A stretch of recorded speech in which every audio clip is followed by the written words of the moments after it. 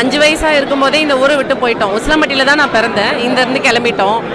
இப்போ வந்து யார் யார் என்ன சொந்தம், யார் அண்ணா யார் மாமா எதுவுமே தெரியாது. ஆனால் இந்த மாதிரி ஒரு புதிய முயற்சி எடுக்கிறதுனால எங்களோட அண்ணா, அப்பா, சித்தப்பா, பெரியப்பா மக்கள், தாய் மாமா, தாத்தா, பாட்டி எல்லாமே வந்துட்டு அது கூட வந்து 50% தான் தெரியுது, ஃபுல்லாக தெரியல. ஸோ இது ஒரு புதிய முயற்சியாக இருக்குது. இந்த முயற்சியை இதோடு நிறுத்திடாமல் எல்லாரும் வந்து அவங்களோட எக்ஸ்பீரியன்ஸை ஷேர் பண்ணி எந்தெந்த வகையில் படிப்புக்கு உதவ முடியுமோ இல்லை வேலைக்கு உதவ முடியுமோ அந்த மாதிரி இருந்துச்சுன்னா இன்னும் நல்லா உதவியாக இருக்குன்றது என்னோட கருத்து. நிஜமாகவே இது ஒரு நல்ல ஒரு முயற்சி, நல்ல முயற்சி. நிறைய பேருக்கு நிறைய சொந்தங்களை தெரிஞ்சுக்கிறோம். எங்கள் தாத்தா, எங்கள் கொள்ளு தாத்தா அவங்களெல்லாம் நாங்கள் தெரிஞ்சுக்கிறதுக்கான நல்ல வாய்ப்பு.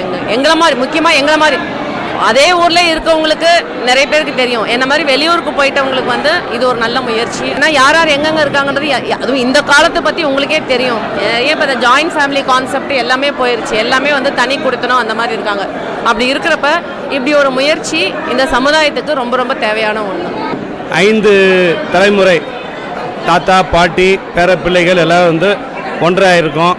இது ஒன்றா கூடணும் அப்படின்னு ஒரு 4 ஆண்டுகளுக்கு முன்னாடியே வந்து திட்டமிட்டோம். அப்போ இந்த கொரோனா காலம் வந்துட்டதுனால இடையில அது தள்ளி போயிடுச்சு.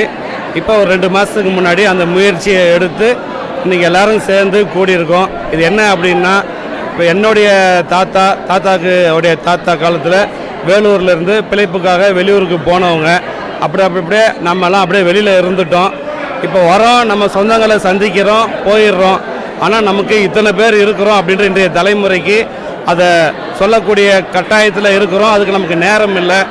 இது ஒரு நிகழ்ச்சியாக இது பண்ணி ஒருங்கிணைச்சு நம்மளுடைய வளரும் இந்த சமுதாயத்துக்கு, இந்த சந்ததியருக்கு சொல்லணுன்றதை நினச்சி நாங்கள் இந்த இது ஏற்பாடு பண்ணோம். அது மிகவும் திருப்தியாக இன்றைக்கி நடந்திருக்கு. இது இப்போ எங்களை பார்த்து இன்னும் எங்கள் உறவினர்களே நிறையா பேர் அடுத்தடுத்து இதை செய்கிறதுக்கு தயாராகிட்டு இருக்கிறாங்க.